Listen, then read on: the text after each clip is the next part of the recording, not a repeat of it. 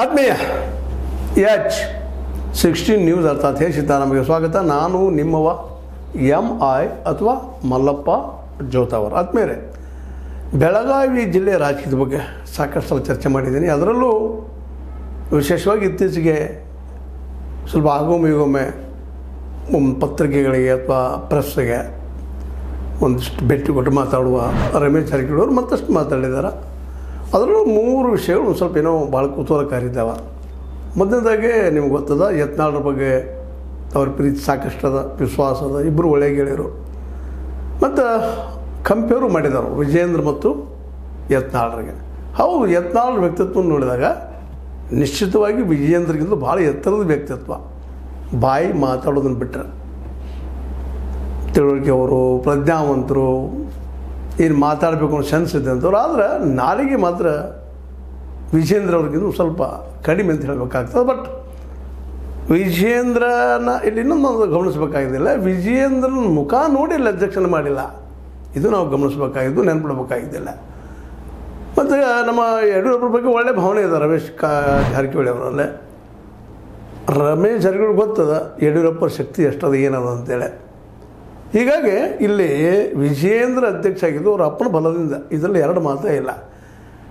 ನಮಗೆ ಯತ್ನಾಳರು ಎದುರು ನಿಲ್ಲಿಸಿದಾಗ ಕುಬ್ಜಾಗ್ತಾರೆ, ಅಷ್ಟು ಎತ್ತರಕ್ಕೆ ಇಲ್ಲ, ಧಾಡಿಸಿದ್ದಾರೆ ಯತ್ನಾಳರು. ಡ್ಯಾಶ್ ಅದರ ಡ್ಯಾಶ್ ನೇಚರ್ ಅದ. ಆದರೆ ಅತಿ ಹಿಂದುತ್ವವಾದೂ ಅಲ್ಲದ. ಅತಿಯಾದ ಹಿಂದುತ್ವವಾದದಿಂದ ಸಹಜವಾಗಿ ಪಾರ್ಟಿಗೆ ಇವತ್ತು ಲಾಭ ಆದಂಗೆ ಅನ್ನಿಸ್ತಿರ್ಬೋದು. ಬಟ್ ಅದೇ ರೀತಿ ಟೊಳ್ಳು ಆಗ್ತಾ ಇರ್ತದೆ. ಇಲ್ಲ, ರಮೇಶ್ ಜಾರಕಿಹೊಳಿ ಕುರಿತಾಗಿ 1-2 ಮಾತು ನಾವು ಹೇಳಬೇಕಾಗಿದೆ ಈ ಸಂದರ್ಭದಲ್ಲೇ. ಮುಂಬರುವ ಚುನಾವಣೆಯಲ್ಲಿ ಎಷ್ಟರ ಮಟ್ಟಿಗೆ ಈ ಯತ್ನಾಳರ ಗೆಳೆತನ ಅವ್ರಿಗೆ ಪೆಟ್ಟು ಬೀಳ್ತದೆ ಅಂತ ಅವರು ಗಮನಿಸಬೇಕಾಗಿದೆ. ಯಾಕಂದರೆ ಅವ್ರ ಕ್ಷೇತ್ರದಲ್ಲೇ ವಿಶೇಷವಾಗಿ ಮುಸ್ಲಿಮರಲ್ಲಿ ಅಸಮಾಧಾನದ ಭಾಳಷ್ಟು. ಅವ್ರು ಹೇಳೋದಿಲ್ಲ, ಪಾಪ ಅನಿಸ್ತಾರ. ನನ್ನ ಜೊತೆಗೆ ಅನೇಕರು ಮಾತಾಡಿದ್ದಾರೆ. ಇಲ್ಲ ರೀ, ಆ ವ್ಯಕ್ತಿ ಜೊತೆಗೆ ನಮ್ಮ ಇವ್ರು ಯಾಕೆ ಕಾಣಿಸ್ಕೊಳ್ತಾ ಇದ್ದಾರೆ? ಅವ್ರು BJPಯಲ್ಲಿದ್ದವ್ರಿಗೆ ತೊಂದರೆ ಇಲ್ಲ. ಆ ಜನರಿಗೆ ಅಂದರೆ ನಮ್ಮ ಮುಸ್ಲಿಂ ಬಾಂಧವರಿಗೆ ರಮೇಶ್ ಜಾರಕಿಹೊಳಿ ಅವರು BJPಯಲ್ಲಿ ಇದ್ದಿದ್ದು ತೊಂದರೆ ಇಲ್ಲ. ಆದರೆ ಯತ್ನಾಳ್ ಜೊತೆಗಿನ ಗೆಳೆತನದಿಂದಾಗಿ ಭಾಳಷ್ಟು ಅಸಮಾಧಾನ ಅವ್ರ ಮಧ್ಯದಲ್ಲಿದ್ದಾವೆ. ಸಪೋಸ್ ಏನೋ ಹೀಗಂತ ಅವ್ರು BJPಯಲ್ಲಿದ್ದಾರೆ, ನಾವು ಹೋಗೋದಿಲ್ಲ ಅಂತ ಹೇಳಿದ್ದಾರೆ ರಮೇಶ್ ಜಾರಕಿಹೊಳಿ ಅವರು, ಅದೇನು ಮಾತಿಲ್ಲ. ಆದರೆ ಯತ್ನಾಳರ ಅತಿ ಗೆಳೆತನ ತಮ್ಮ ಕ್ಷೇತ್ರದಲ್ಲೂ ಮುಂದಿನ ಚುನಾವಣೆಯಲ್ಲಿ ಪೆಟ್ಟು ಬೀಳ್ಬೋದಾ ಅನ್ನೋದನ್ನು ಅವರು ಸ್ವತಃ ಯೋಚಿಸಬೇಕಾಗಿದೆ.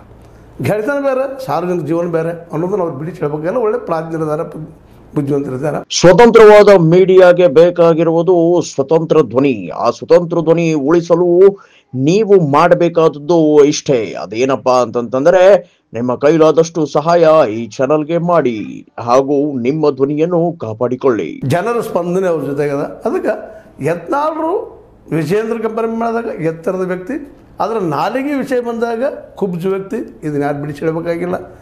ಭಾಷೆ ಮೇಲೆ ಹಿಡಿದಬೇಕಾಗ್ತದೆ, ಭಾಷೆ ಚೆನ್ನಾಗಿ ಬಳಸಬೇಕಾಗ್ತದೆ. ಈ ಮಾತು ಒಂದಿಷ್ಟು ನಮ್ಮ ರಮೇಶ್ ಜಾರಕಿಹೊಳಿಗೂ ಅನ್ವಯ ಆಗ್ತದೆ. ಅದನ್ನು ಬಿಟ್ಟಷ್ಟು ನೀವು ದೊಡ್ಡ ನಾಯಕರಾಗ್ತಾರೆ, ಅದರಲ್ಲಿ 2 ಮಾತಿಲ್ಲ. ಇನ್ನು ಯತ್ನಾಳರ ಬಗ್ಗೆ ಮತ್ತು ಹೇಳೋದಂದ್ರೆ ಬುಲ್ಡೋಜರ್ ಅವ್ರು ಹೇಳ್ತಾ ಇದ್ದಾರೆ.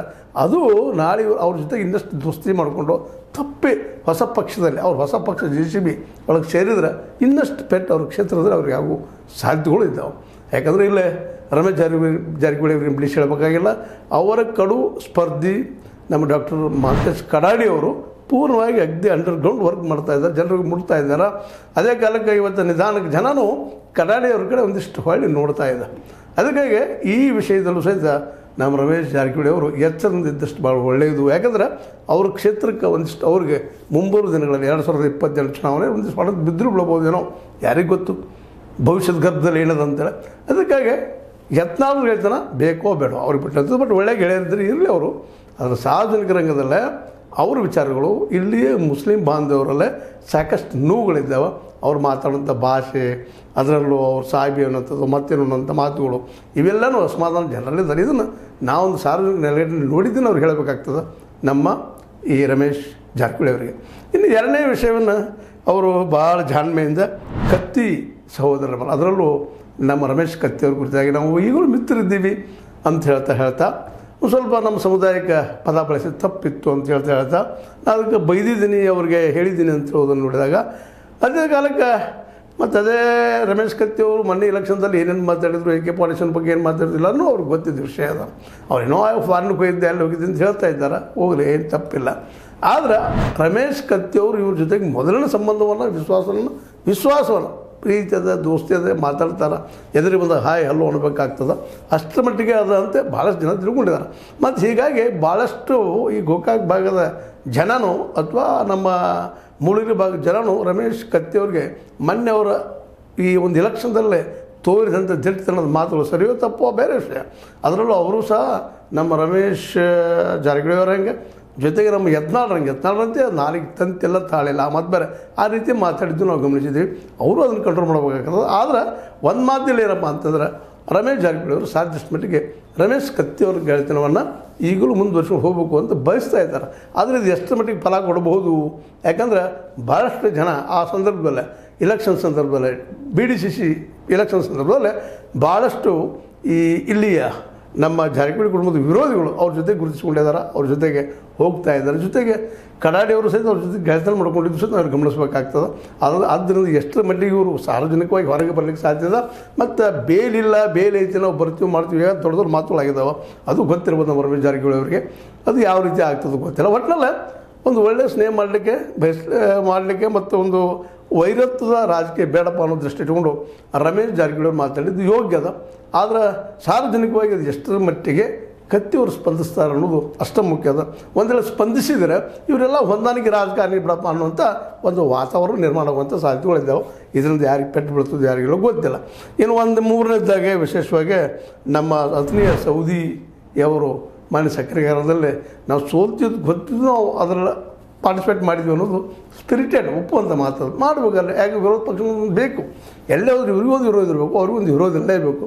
ಅಂದಾಗ ರಾಜಕೀಯ ಒಂದೇನಪ್ಪ ಅಂದ್ರೆ ಸಮತೋಲನದವ್ರು ಹೋಗುವಂಥ ಸಾಧ್ಯತೆಗಳಿರ್ತಾವೆ. ಮತ್ತು ಸಾರ್ವಜನಿಕ ಕೆಲಸಗಳು ನಿಶ್ಚಿತವಾಗಿ ಆಗ್ತಾಯಿರ್ತವೆ. ಯಾಕಂದ್ರೆ ಒಬ್ಬರು ಕಾಂಪಿಟೇಟರಲ್ಲಿ ಇದ್ದಾರೆ ಅಂದರೆ ಅವರು ಎಚ್ಚರ ಇರ್ತಾರೆ. ಹಾಗಿಲ್ಲ ಗೋಕಾಕ್ ಭಾಗದಲ್ಲಿ ಕಡಾಡಿಯವರು ಒಬ್ಬ ವಿರೋಧಿ ಪಕ್ಷದ ನಾಯಕರಾಗಿ ಕಾಣಿಸ್ಕೊಳ್ಳೋದ್ರಿಂದ ರಮೇಶ್ ಜಾರಕಿಹೊಳಿ ಅವರು ಸಹಿತ ಮುಂದಿನ ಹೆಜ್ಜೆಗಳನ್ನ ಎಚ್ಚರ ಇಡಬೇಕಾಗ್ಯದ. ಅದೇ ಕಾಲ ಕತ್ತಿಯವರು ಸಹಿತ ಈಗಾಗಲೇ ಈ ಜಾರಕಿಹೊಳಿ ಕುಟುಂಬದ ಜೊತೆಗೆ ಒಂದು ರಣರಂಗಣ ಆದಂಗೆ ಆಗಿಬಿಡ್ತು DCC ಬ್ಯಾಂಕಿನ ಸಂದರ್ಭದಲ್ಲೇ. ಆದರೆ ಯಾವ ರೀತಿಯಾಗಿ ಮುಂದುವರಿಸಿ ಹೋಗ್ತಾರೆ ಬೇಡ ದೋಸ್ತ ಆಗ್ತಾರೆ, ಇದು ಅವ್ರಿಗೆ ಬಿಟ್ಟಂಥ ವಿಷಯ.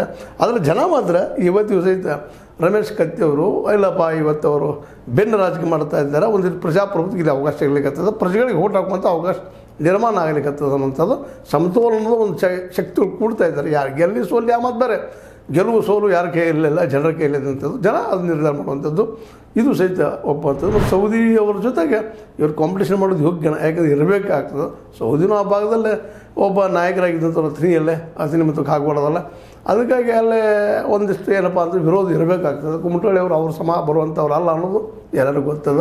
ಬಟ್ ಆದರೂ ಇವರು ಅಷ್ಟಿದ್ದು ಅವರ ಪ್ರಾಬಲ್ಯ ಇದ್ದಾಗೂ ಸಹಿತ ಹೋಗುವಂಥದ್ದು ಸರಿ. ಆದರೆ ಅದೇ ಕಾಲಕ್ಕೆ ಅಲ್ಲೂ ಸಹಿತ ಎಲ್ಲ ಹೇಳುವಂಥದ್ದು ನಮ್ಮ ಕತ್ತಿಯವರಿಗೆ, ರಮೇಶ್ ಕತ್ತಿಯವರಿಗೆ, ರಮೇಶ್ ಜಾರಕಿಹೊಳಿ ಅವರಿಗೆ ಮತ್ತು ನಮ್ಮ ಎತ್ತಾಳೆ ಹೇಳೋದು ಇಷ್ಟ. ಇನ್ನಷ್ಟು ಭಾಷೆ ಸುಸಂಸ್ಕೃತ ಆಗಲಿ, ನಾಗರಿಕ ಆಗಲಿ, ಸಾರ್ವಜನಿಕವಾಗಿ ಮಾತಾಡೋ ಮುಂದೆ ಹೆಚ್ಚಿರಲಿ ಅನ್ನೋದನ್ನು ಮೂರು ಉಪಯೋಗ ಮಾಡ್ಕೊಳ್ಳೋಂಥ ತಿಳ್ಕೊಳ್ಳೋಂಥದ್ದು. ಈಗಾಗಲೇ ಅದ್ರ ಬಗ್ಗೆ ಸಾಕಷ್ಟು ಚರ್ಚೆನೂ ಆಗ್ಯದ.